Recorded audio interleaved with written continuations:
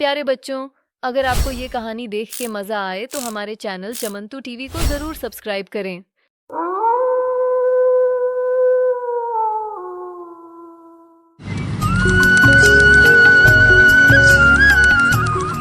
किसी रामगढ़ नाम के गांव में एक गरीब किसान जिसका नाम रामू या उसकी पत्नी का नाम सरला एक पुरानी टूटी फूटी झोपड़ी में रहते हैं।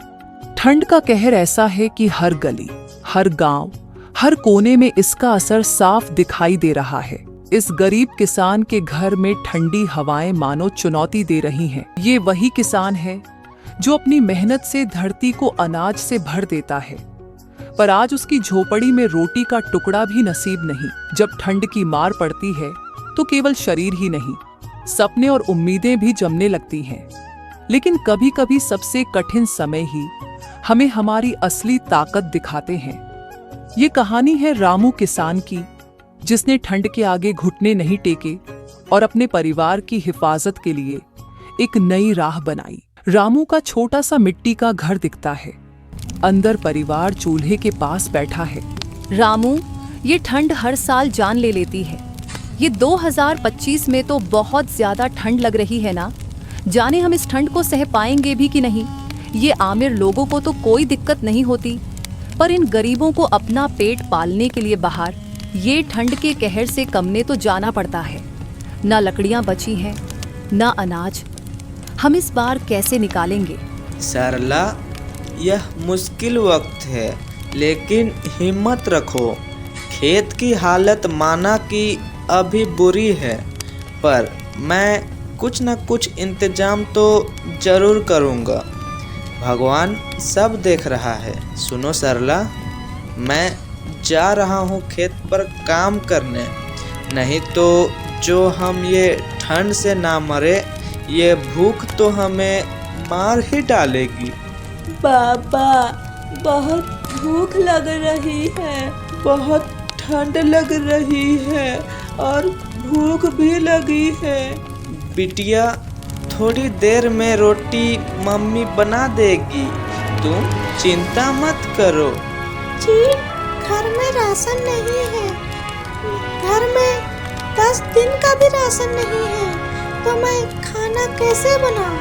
आप जाइए और खेतों में काम करिए, तभी हमारी स्थिति सही होगी। तुम ठीक कह रही हो सरला। मैं अब खेत जाता हूँ मेहनत करने, तभी हमारी यह दशा सही होगी।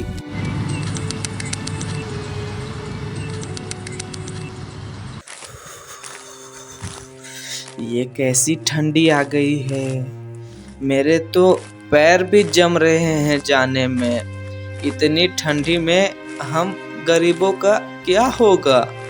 इतनी ठंडी तो मैंने अपने जीवन में कभी नहीं देखी।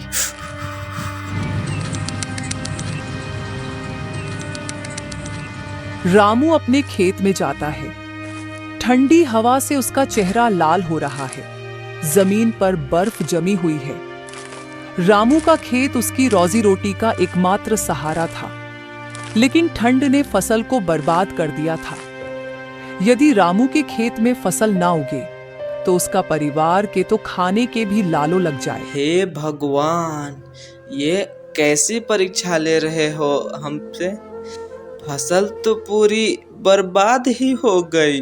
अब मैं अपने परिवार का पेट कैसे भरूं? पिछले कई सालों से घर की स्थिति बहुत बद से बदतर हो गई है। इस साल तो हमारे खाने के भी लाले हो गए हैं। हे भगवान, हमारी ऐसी परीक्षा मत लो। कई सालों से तो हमारे गांव में ठीक से अनाज भी नहीं उगा। अब कितने समय तक मैं कर्ज ले लेके ये फसल उगाऊं?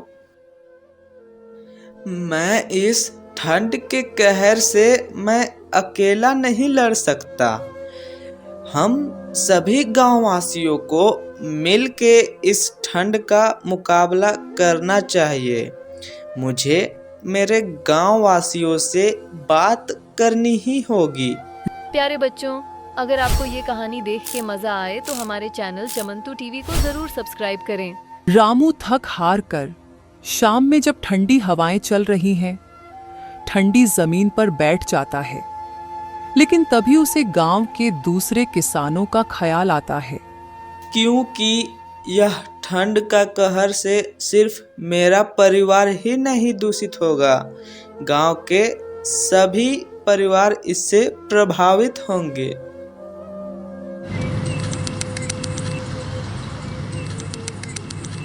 गांव का चौपाल।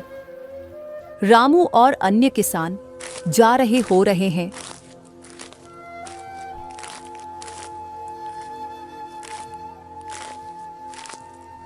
या 2025 की ठंडी हवाएं उनको रोक रही होती हैं, मानो उनकी जोड़ी ठंड से एकदम जाम ही जाएगी। कुछ ही समय में हम लोग गांव के चौपाल पर ही जाते हैं। ठंड में ठिठुरते ठिठुरते बहुत ठंड थी।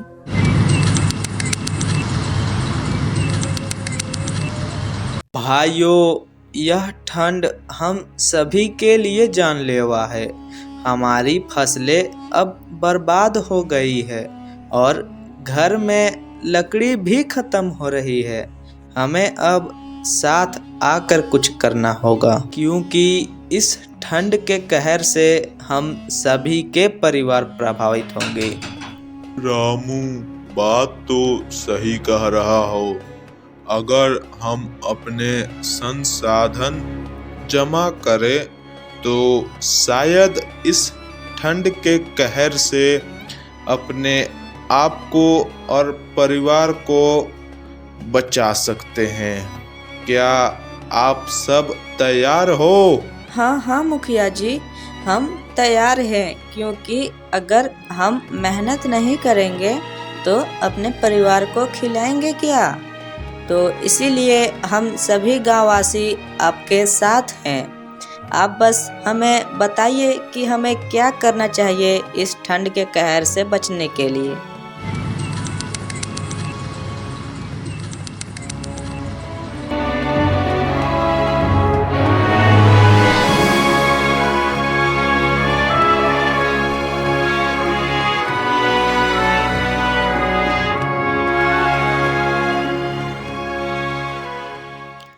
देख बेटा, मुश्किल वक्त में मिलजुल कर काम करना सबसे बड़ा सहारा होता है। याद रखना, अकेले हम कमजोर हैं, लेकिन साथ मिलकर ताकतवर। बाबा, आप सबसे अच्छे हो, आपने हमें ठंड से बचा लिया।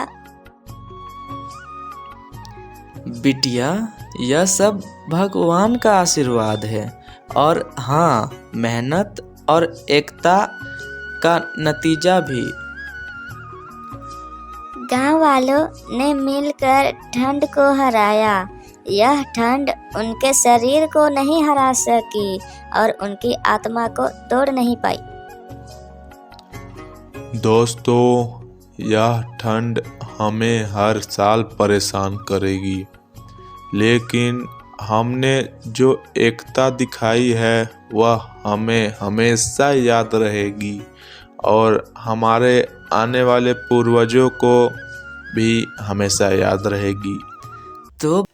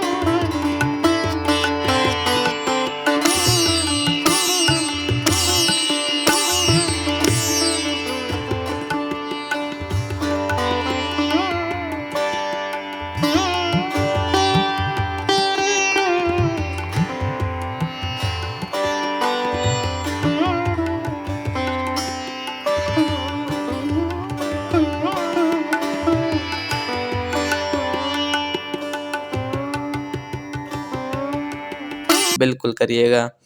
तो मिलते हैं किसी और मज़ेदार कहानी पे।